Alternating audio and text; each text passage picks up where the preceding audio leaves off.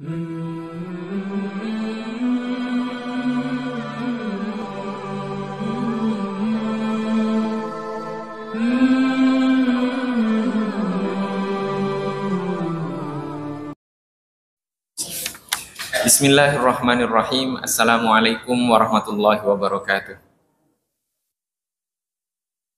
Alhamdulillahirabbil alamin. Nahmadullaha hamdan syakirin, hamdan na'imin, hamdan yuwafi ni'amahu wa yukafi'u mazidah. Ya Rabbana lakal hamdu kama yanbaghi li jalali wajhikal karimi wa 'azimi sultanik. Asyhadu an la ilaha illallah wa asyhadu anna sayyidana Muhammadar Rasulullah. Allahumma salli ala sayyidina Muhammadin abdika wa rasulikan nabiyil ummi wa ala alihi wa sahbihi wa sallim. Amma ba'du. Jamaah yang dirahmati oleh Allah Subhanahu wa taala, mari kita sama-sama memulai kajian kita pada kesempatan kali ini dengan membaca Al-Fatihah. Kita khususkan untuk Al-Imam Ibnu Athaillah As-Sakandari, Al-Imam Ahmad Ibni Ajibah, dan juga seluruh para guru kita, orang tua kita, dan juga untuk kita semuanya.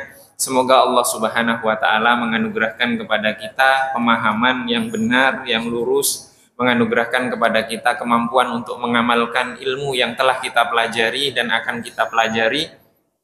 Ala hadhihi niyya wa bi kulli niyatin salihah wa ila hadratin nabiyil mustafa sallallahu alaihi wa alihi wasallam. Al-Fatihah. A'udzu billahi minasyaitonir rajim. Bismillahirrahmanirrahim. Alhamdulillahirabbil alamin, arrahmanir rahim, maliki yaumiddin. Iyyaka na'budu wa iyyaka nasta'in. Ihdinas siratal mustaqim. Siratal ladzina an'amta 'alaihim ghairil maghdubi 'alaihim waladdallin. Amin. Jamaah yang dirahmati oleh Allah Subhanahu wa taala. Pada kajian yang lalu kita telah mengkaji tentang ilham, inspirasi yang Allah Subhanahu wa taala pancarkan dalam hati seorang hamba, di mana ilham, inspirasi untuk melakukan kebaikan tersebut dengan tujuan agar menyelamatkan kita dari cengkraman dunia dan membebaskan kita dari pengaruh dunia tersebut, dan kemudian mengangkat kita, mengeluarkan kita dari belenggu diri kita sendiri, kewujudan kita sendiri. Jadi setelah membersihkan hati dari selain Allah, ternyata ada yang lebih berat dari itu, yaitu membersihkan hati kita dari diri kita sendiri. Maka kemudian Al-Imam Ibnu Athaillah As-Sakandari di dalam hikmah yang ke-55 ini, beliau mengatakan al-anwaru matayal qulubi wal asrori.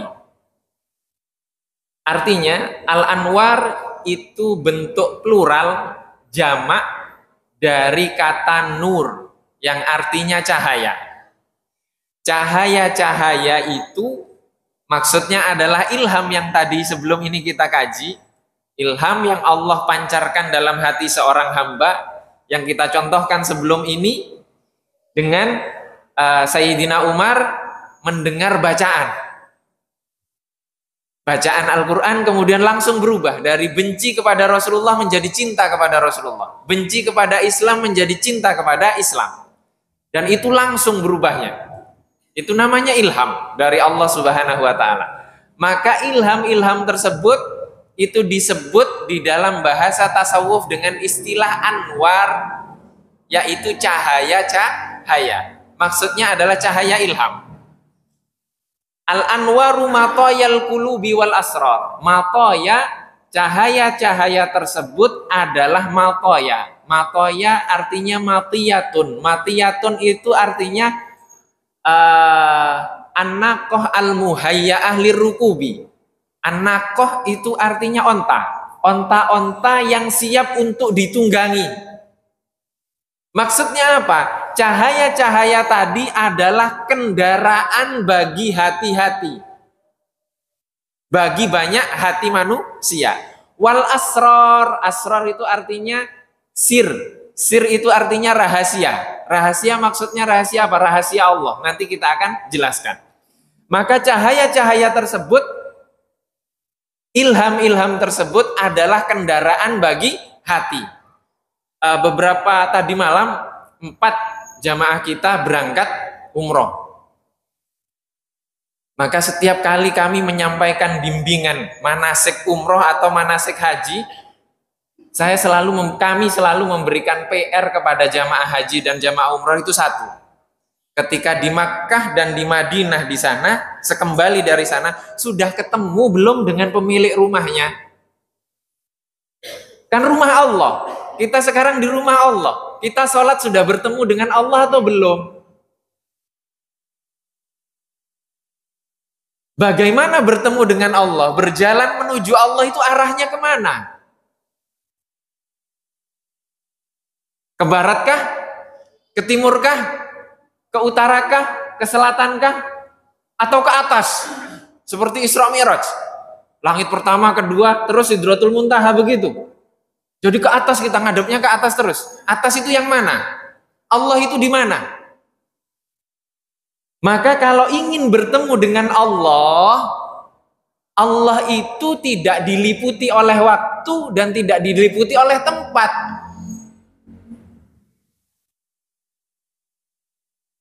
Allah itu tidak terikat oleh waktu, tidak terikat oleh tempat. Maka pertemuan dengan Allah itu bertemunya dengan apa? Dengan hati. Nah, hati menuju kepada Allah ini kendaraannya apa? Kendaraannya adalah cahaya-cahaya tersebut, yaitu ilham dari Allah Subhanahu wa Ta'ala, inspirasi yang Allah munculkan, pancarkan dari hati seorang hamba yang dipilih. Nah, yang dipilih. Oleh karena itu artinya cahaya tadi, ya. Maka cahaya di sini maksudnya adalah secercah percikan petunjuk hidayah dari Allah Subhanahu wa Ta'ala yang Allah pancarkan dari dalam hati seorang hamba, yang itu adalah cerminan dari isim Allah Subhanahu wa Ta'ala, nama Allah Subhanahu wa Ta'ala, atau sifat Allah Subhanahu wa Ta'ala. Allah wujud, qidam, baqa, mukhalafatul lil hawadisi, wahdana, qudra, iradah, sama, basar, kalam, dan seterusnya. Ar-Rahman, Ar-Rahim, dan Asma'ullah Husna, 99 itu. Ketika ada orang baik membantu kita, menyelesaikan permasalahan kita, menolong kita, siapa yang menolong? Orang tersebut atau Allah? Allah yang menolong, tapi melalui orang tersebut.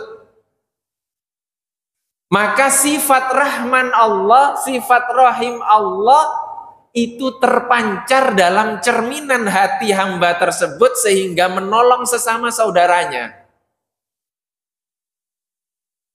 Itu namanya cahaya. Yang dimaksud di sini yang menjadi kendaraan bagi hati untuk bertemu dengan Allah Subhanahu wa Ta'ala. Pernah kita sampaikan di sini bahwa Nabi Musa sakit, berdoa kepada Allah, langsung disembuhkan tanpa sebab. Sakit lagi, berdoa kepada Allah, Allah mewahyukan ambil buah itu makan. Dimakan buah tersebut yang tidak ada kaitannya dengan penyakitnya, kemudian sembuh. Sakit lagi Nabi Musa, berdoa kepada Allah, Allah mewahyukan berobatlah ke tabib. Setelah berobat ke tabib, diberikan obat, sembuh. Pertanyaannya, siapa yang menyembuhkan sakitnya Nabi Musa dari 3 kejadian tersebut? Allah.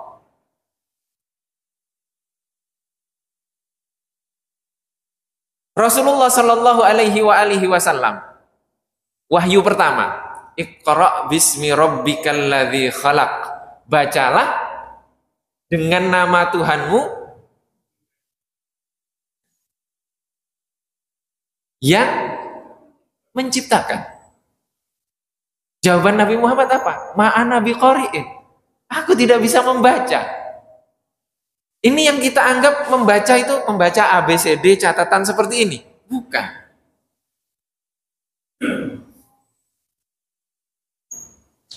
Allamal insana malam ya'lam, yang mengajarkan kepada manusia sesuatu yang tidak dia ketahui. Mengajarkan dengan apa?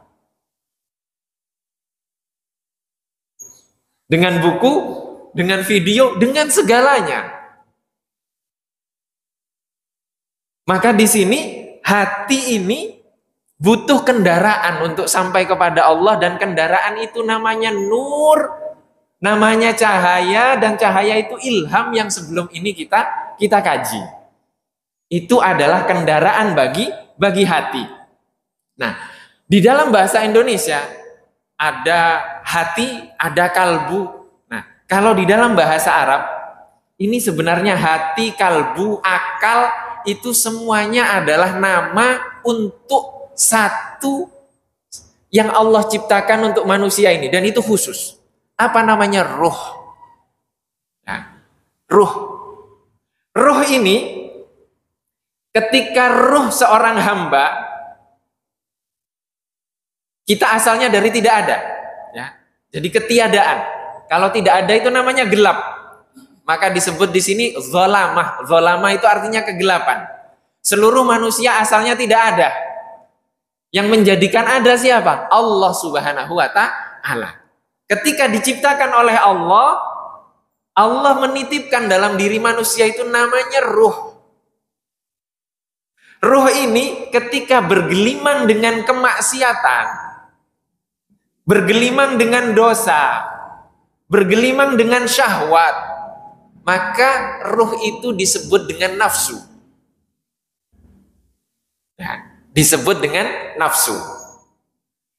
Kemudian ketika ruh ini sudah sadar, hatinya, pikirannya digunakan untuk berpikir, kemudian ruh ini terikat dengan aturan-aturan dan pengetahuan yang dia ketahui, maka dia disebut dengan akal. Nah, disebut dengan akal. Akal ini kadang dia meskipun sudah sadar, dia kadang melakukan kemaksiatan. Sadar, taat lagi, taubat. Sadar, taat lagi, kemudian maksiat lagi, taat lagi.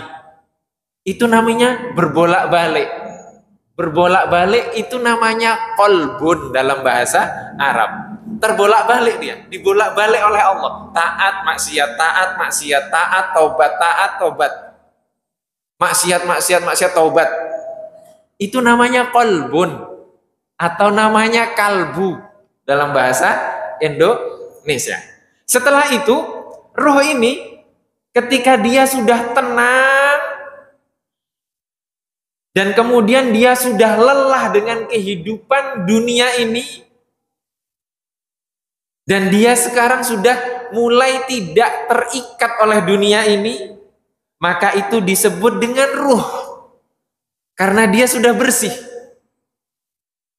Ketika ruh ini sudah bersih, kemudian dia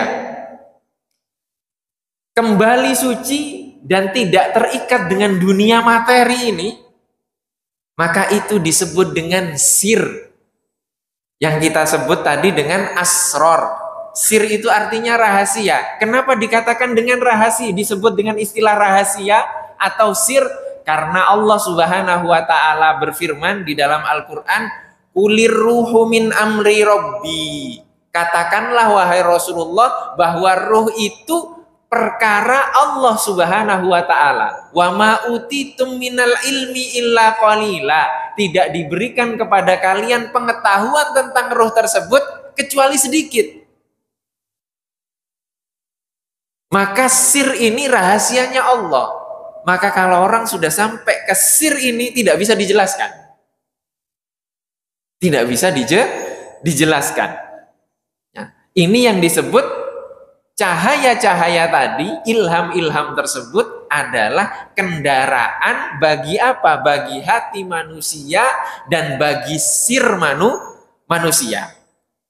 Hati itu urusannya dengan yang zahir.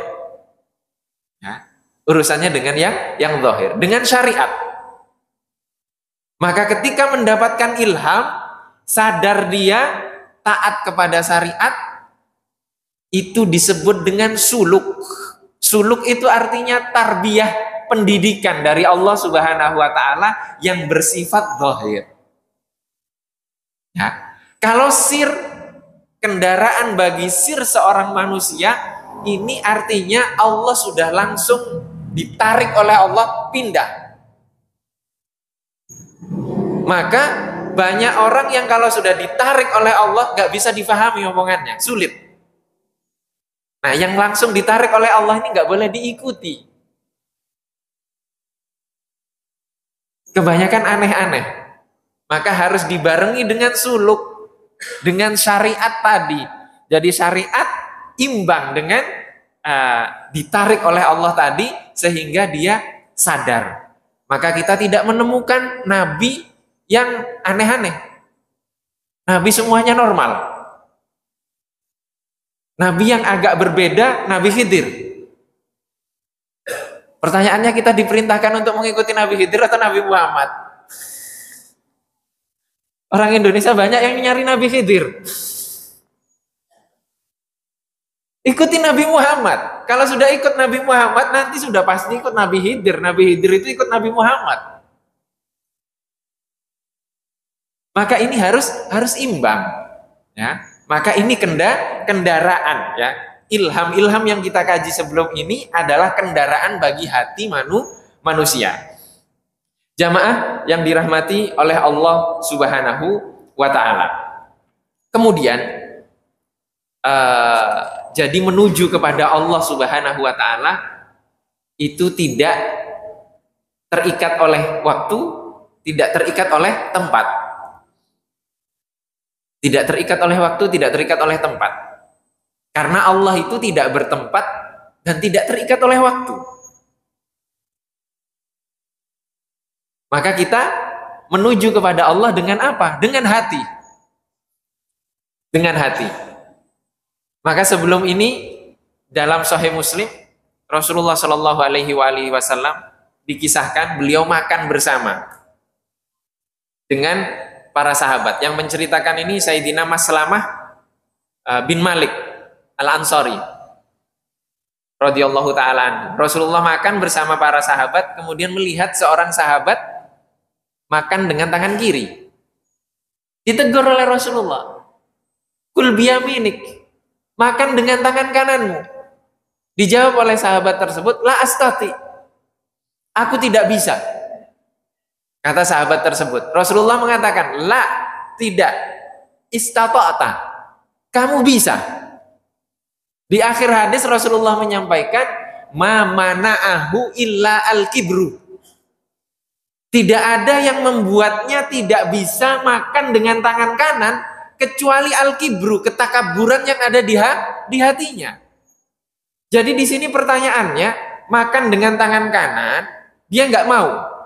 Maunya makan dengan tangan kiri. Sebenarnya bisa makan dengan tangan kanan. Tapi dia tidak mau makan dengan tangan kanan karena apa? Di dalamnya ada ketakaburan. Nggak mau. Saya nggak mau nuruti perintah itu. Ada takabur di dalam hatinya. Nah sekarang kita, kalau kita makan dengan tangan kanan tapi takabur bagaimana? Berapa banyak? Sekarang masalahnya makan dengan tangan kanannya atau takaburnya? Dua-duanya. Makan itu harus dengan tangan kanan karena perintahnya Rasulullah Shallallahu Alaihi Wasallam dan itu akhlak dalam agama Islam. Tapi juga harus tidak ada ketakaburan di dalam hati kita. Ada yang mengatakan, oh saya nggak pakai jilbab dulu Ustaz. Buat apa pakai jilbab kalau di hati kita masih kotor? Yang penting kan hati saya bersih. Ada yang lebih takabur dari orang yang tidak mau melaksanakan perintahnya Allah. Allah memerintahkan tutup aurat. Oh enggak ya Allah, yang penting hati saya bersih. Bagaimana itu? Bisa? Tidak bisa. Tidak bisa. Harus menutup aurat juga, hatinya juga harus bersih. Dan itu tidak hanya di dalam ibadah, tapi dalam semua hal. Dalam semua hal. Tidak hanya dalam sholat. Tapi dalam segala hal. Dan itu untuk memahami petunjuk-petunjuk seperti itu butuh yang namanya ilham tadi. Agar hati kita berjalan menuju Allah Subhanahu wa Ta'ala sesuai dengan garis kehidupan kita yang ditetapkan oleh Allah Subhanahu wa Ta'ala.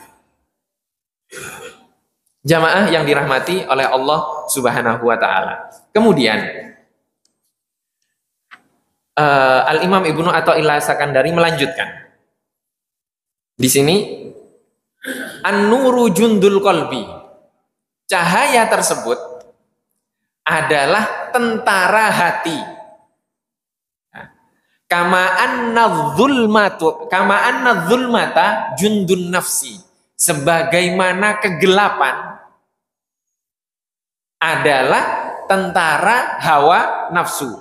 Fa idza aradallahu ayyansura abadahu amaddahu bijunudil anwari.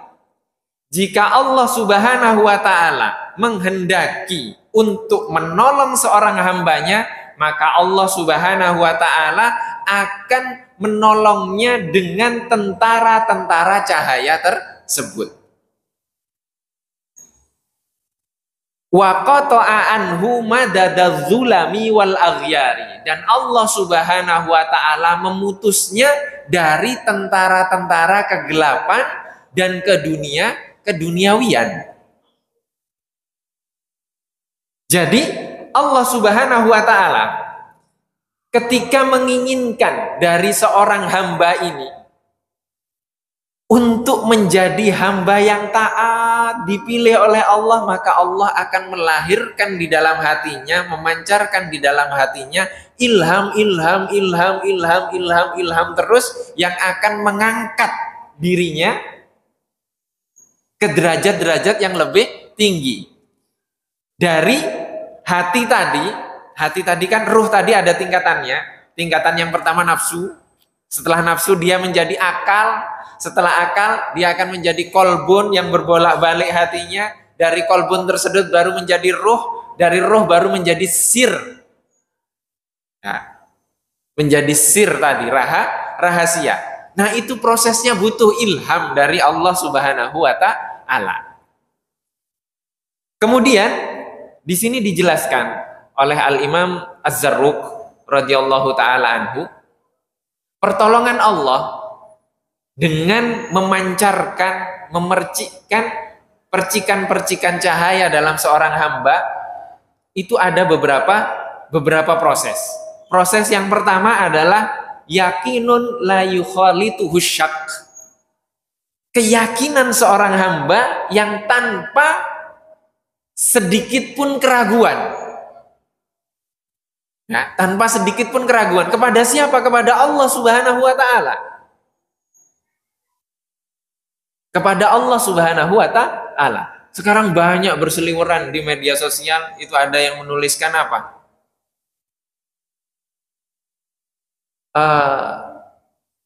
Di mana Allah dari rakyat Gaza yang terzalimi?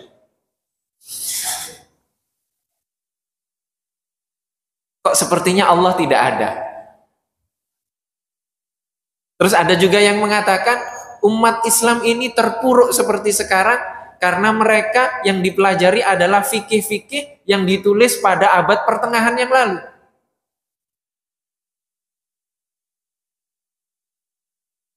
Maka untuk menjawab pertanyaan seperti ini kan meragukan kita semuanya. Ingin meragukan kita, meragukan, membuat keraguan akan Allah Subhanahu wa Ta'ala. Ada sebuah kisah. Ada orang yang masuk dalam sebuah masjid, kemudian di masjid itu ada pengajian Sahih Bukhari. Membaca hadis Sahih Bukhari. Kemudian orang yang masuk tersebut bertanya kepada syekh yang mengajar, kenapa kalian masih membaca Sahih Bukhari? Padahal orang-orang barat mereka sudah sampai ke bulan. Jangankan bulan, mereka sudah sampai ke Mars. Penelitiannya sudah kemana-mana sekarang. Sedangkan kalian masih saja di dalam masjid. Kemudian dijawab oleh syekh tersebut. Orang-orang barat tersebut dari bumi baru sampai ke bulan. Bumi itu ciptaan Allah dan bulan pun ciptaan Allah. Sedangkan Kami di sini, ini kami sudah menuju kepada Allah Subhanahu wa taala. Dia kira menuju kepada Allah itu menggunakan kendaraan pesawat. Tidak, kendaraannya itu cahaya ilham tadi. Maka berapa banyak orang-orang yang cerdas, pintar, tapi nggak sampai kepada Allah. Akhirnya kepintarannya melahirkan kezaliman.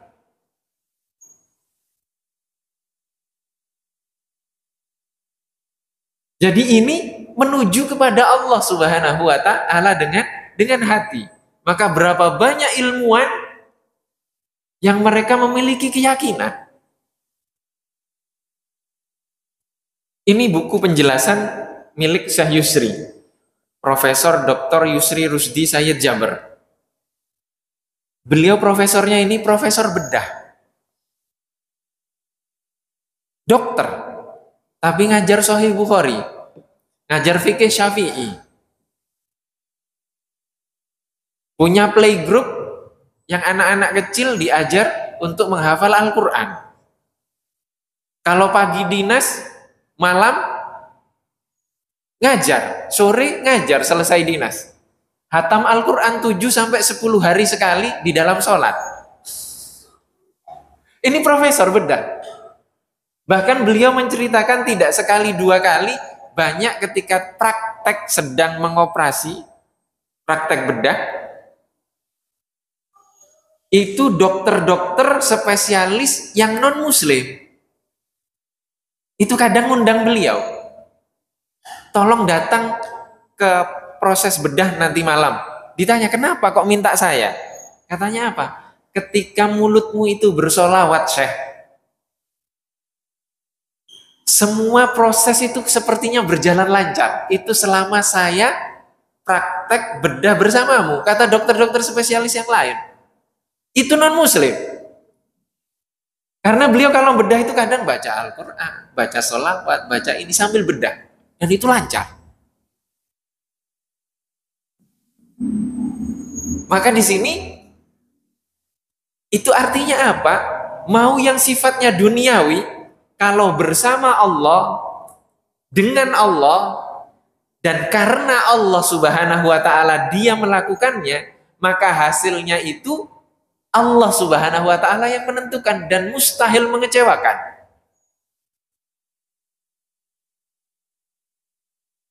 Wah, ini Ustadz Aska ngarang-ngarang ini. Nggak ada itu ceritanya di masa Rasulullah. Banyak hal seperti ini terjadi di masa Rasulullah Shallallahu Alaihi Wasallam. Kisah yang berulang-ulang terjadi. Ya. Ketika perang Hudaybiyah, kemudian perang Tabuk ini juga terjadi. Bahkan Rasulullah pernah melakukan ini, Allah menganugerahkan mukjizat ini kepada Rasulullah di sebuah pasar di kota Madinah. Rasulullah kalau berjalan itu pasti diikuti sahabat. Nah, itu yang ikut ketika itu di pasar itu 300-an sahabat. Nggak ada air. Sedangkan waktu sholat sudah tiba. Rasulullah mengatakan, ambil bejana yang ada airnya. Diambil, disampaikan kepada Rasulullah, kemudian tangan Rasulullah dimasukkan ke bejana itu. 300 sahabat tadi itu wudhu dari air bejana itu. Dan air itu mengalir dari tangan Rasulullah Shallallahu Alaihi Wasallam. Ini kira-kira Rasulullah Shallallahu Alaihi Wasallam airnya mengalir itu Rasulullah yang mengalirkan atau Allah yang mengalirkan air itu dari tangan Rasulullah? Allah. Ini artinya apa? Dalam kondisi terdesak, Allah memberikan bantuan kepada hambanya yang dicintai. Kepada hambanya yang dicintai. Nabi Musa, ketika Bani Israel tidak punya air, Allah memerintahkan, pukul batu itu dengan tongkatmu. Dipukul batunya, memancar berapa mata air? 12 mata air. Bani Israel itu ada 12. Ya, 12 dari anak cucu Nabi Yakub. Itu ada 12 anak itu. Mancar 12 mata air. Itu kira-kira yang memancarkan karena tongkatnya itu yang memukul atau Allah? Allah. Mungkin kalau kita yang megang tongkatnya kita pukul nggak akan ada fungsinya. Kenapa? Karena itu semuanya dari Allah Subhanahu wa taala. Ini artinya apa? Artinya kalau Allah ingin menjadikan itu terjadi.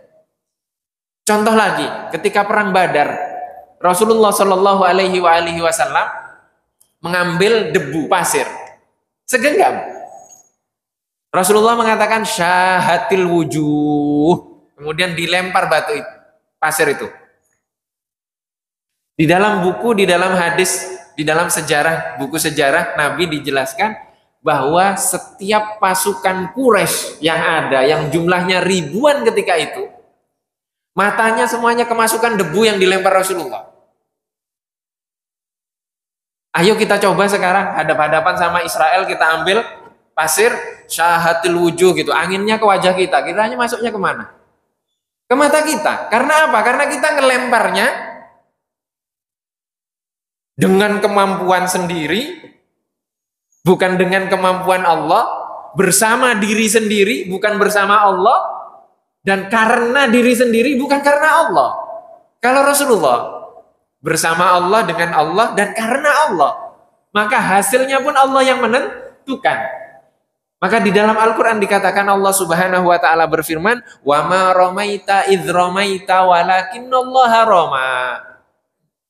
Tidaklah kamu melempar, ketika kamu melempar, walakinnallaha rama. Akan tetapi sesungguhnya Allah lah yang melempar. Karena apa? Rasulullah melempar itu bersama Allah, dengan Allah, dan karena Allah Subhanahu wa ta'ala.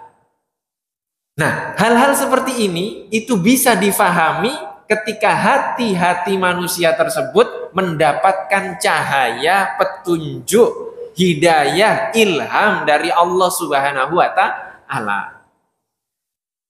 Dan tidak mungkin itu terjadi kepada hamba yang di dalam hatinya itu masih dipenuhi dengan dunia. Tidak mungkin. Tidak mungkin. Ini perbedaan antara hamba Allah, atau bahasanya kalau untuk selain Nabi itu karomah, ya, karomah, dengan apa namanya? Kalau untuk orang yang tidak taat itu namanya ya keanehan-keanehan saja, sekalipun itu amat sangat fantastis kan. Amat sangat fantastis. Maka Allah Subhanahu wa ta'ala ketika ingin menolong seorang hamba akan melahirkan pancaran-pancaran di dalam hatinya, cahaya, petunjuk, ilham untuk memahami hidayah Allah Subhanahu wa ta'ala yang Allah anugerahkan kepadanya. Dan ketika Allah Subhanahu wa ta'ala ingin menolong seorang hamba, Allah Subhanahu wa ta'ala akan memutus tentara-tentara kegelapan, tentara hawa nafsu, tentara syahwat, tentara bisikan syaitan, tentara egoisme dan keakuan kita, itu diputus oleh Allah Subhanahu wa ta'ala. Dan itu semuanya contohnya ada di dalam diri Rasulullah Sallallahu Alaihi Wasallam. Jamaah yang dirahmati oleh Allah Subhanahu wa ta'ala. Kemudian di sini dikatakan oleh Syekh Yusri, mungkin tidak kita membersihkan ruh kita tadi, naik ke tingkatan tersebut, bisa kita lakukan tanpa kita mengenal Rasulullah? Tidak mungkin. Maka harus mengenal Rasulullah terlebih dahulu. Mengenal dan mendekat ke Rasulullah Sallallahu Alaihi Wasallam dan mengikuti akhlaknya Rasulullah Sallallahu Alaihi Wasallam. Sebagaimana Sayyidina Umar radhiyallahu taala anhu, beliau pernah mengatakan, la anta ahabbu ilayya min kulli syai' illa nafsi. Sungguh engkau wahai Rasulullah adalah orang yang paling aku cintai dari segala sesuatu kecuali diriku sendiri. Kemudian Rasulullah Shallallahu Alaihi Wasallam mengatakan, la, tidak wahai Umar, walladzi nafsi biyadihi, demi dia zat yang jiwaku berada di genggaman kekuasaannya, hatta akuna ahabba ilaika min nafsika, hingga aku menjadi orang yang paling engkau cintai dari dirimu sendiri. Jadi mencintai Rasulullah melebihi cinta kita kepada diri kita. Kemudian Sayyidina Umar mengatakan, al-an ya Rasulullah, sekarang wahai Rasulullah. Kemudian Rasulullah mengatakan, al-an ya Umar, sekarang wahai Umar. Artinya apa? Sayyidina Umar sudah ditetapkan oleh Rasulullah bahwa beliau telah mencintai Rasulullah melebihi dirinya sendiri. Maka setelah Sayyidina Umar menjadi khalifah, beliau pernah mengutus pasukan ke negeri Syria, dan ketika itu Sayyidina Umar sedang berkhutbah di atas mimbar, Allah Subhanahu wa ta'ala tampakkan pasukannya yang ada di Syria, dan ada pasukan musuh yang berada di atas gunung, dan seketika itu Sayyidina Umar teriak di atas mimbar di Madinah ketika itu, ya sariyata al-jabal al-jabal, wahai pasukan, lihat ke gunung itu, lihat ke gunung itu. Maksudnya apa? Ada pasukan yang ingin menyerangmu dari atas gunung. Dan suara Sayyidina Umar sampai kemana? Sampai ke Syria. Padahal beliau di atas mimbar. Ini video call atau gimana? Gak ada WhatsApp ketika itu. Gak ada live streaming ketika itu. Artinya Allah Subhanahu wa ta'ala menganugerahkan kepada Sayyidina Umar karomah.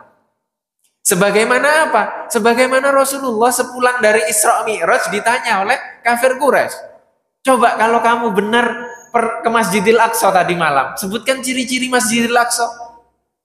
Memang Rasulullah ketika ke Masjidil Aqsa, seperti Mas Ahmad ya Mas, di Masjidil Aqsa bisa foto-foto. Saya lihat dari status Mas Ahmad. Waktu itu Nabi Muhammad foto-foto begitu? Kan tidak. Nabi Muhammad sholat menjadi imam dari para nabi dan malaikat. Sempat nandai, oh jendelanya ada sekian begini. Enggak pernah itu terfikir. Maka ketika ditanya itu, Masjidil Aqsa itu sudah nampak di depan mata Rasulullah langsung. Rasulullah bisa menyebutkan, oh cirinya seperti ini, seperti ini. Artinya Rasulullah melihat dengan apa? Dengan penglihatan Allah Subhanahu wa ta'ala. Jadi jarak itu sudah nggak ada. Waktu itu sudah tidak ada. Tempat itu sudah tidak ada. Maka disebutkan Sayyidina Umar dianugerahi oleh Allah karomah seperti itu. Pasukannya di Syria seakan-akan nggak ada jarak. Ada pasukan di atas. Akhirnya terdengar suara Sayyidina Umar, pasukan tersebut menyerang ke atas gunung. Selamat. Ini ketika melihat dengan penglihatan Allah, bergerak dengan petunjuk Allah Subhanahu wa ta'ala, dan itu tidak bisa kecuali hatinya, rohnya sudah sampai ke derajat sir tadi. Nah, ke derajat sir tadi. Maka beberapa kali kita ceritakan ada ulama yang lumpuh kakinya, tapi setiap kali dengar azan qomat, Allahu Akbar, syahadu an la ilaha illallah, langsung bisa berdiri, bisa mengimami. Berbeda dengan saya yang duduk di depan ini. Beberapa kali istri saya bangunkan subuh, saya nggak bangun-bangun. Karena pulangnya malam. Padahal rumah dekat masjid. Kenapa? Ya karena hatinya masih nggak tahu hati apa ya, ruhnya masih ruh apa ini, belum sampailah ke hal-hal yang seperti itu. Dan itu butuh proses. Butuh proses. Jamaah yang dirahmati oleh Allah Subhanahu wa ta'ala, kemudian bagaimana kita bisa mengenal Rasulullah jika kita tidak punya guru? Apalagi sekarang kita sudah serba teknologi, nanya ke AI langsung jawab, nanya ke ChatGPT langsung jawab semuanya, nanya ke Gemini yang baru sekarang itu lebih detail lagi, itu jawab semuanya. Mau belajar dari mereka, bisa menjelaskan hal-hal seperti ini? Tidak bisa. Yang bisa menjelaskan belum bisa mempraktekkan. Maka kita butuh guru yang bisa menjelaskan dan juga mempraktekkan dalam kehidupannya dan memberikan contoh kepada kita tentang praktek proses pencapaian tersebut. Sehingga sampai kepada apa yang diinginkan oleh Rasulullah Shallallahu Alaihi Wasallam, yaitu sampai kepada Allah Subhanahu wa ta'ala. ta'ala. Sampainya bagaimana? Dalam kehidupan itu nampak, bukan klaim. Ada yang mengatakan, oh guru saya yang ini itu sudah Isra Mi'raj sekian kali. Itu Rasulullah saja Isra Mi'raj itu.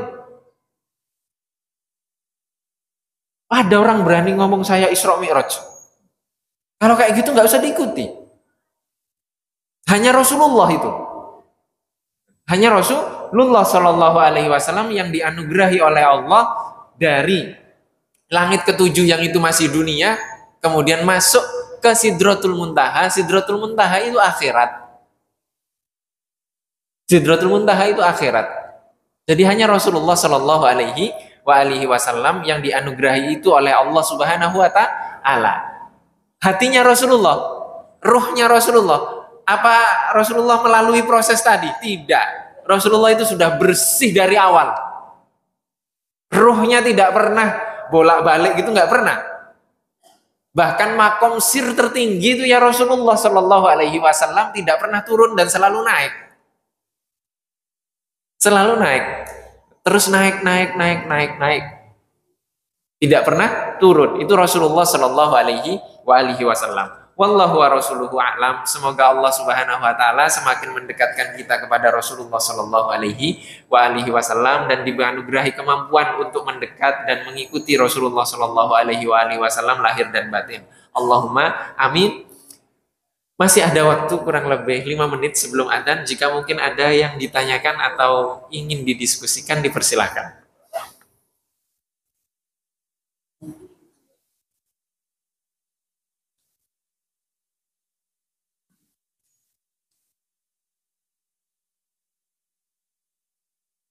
Tidak ada?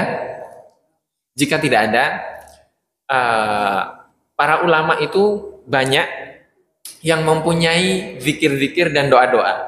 Maka salah satu di beberapa zikir, contohnya di Hizib Fatah Siddiqi, karya Sayyid Abdullah bin Muhammad bin Siddiq Al-Gumari, beliau mengumpulkan beberapa doa-doa yang ada di dalam Al-Quran, ada di dalam hadis.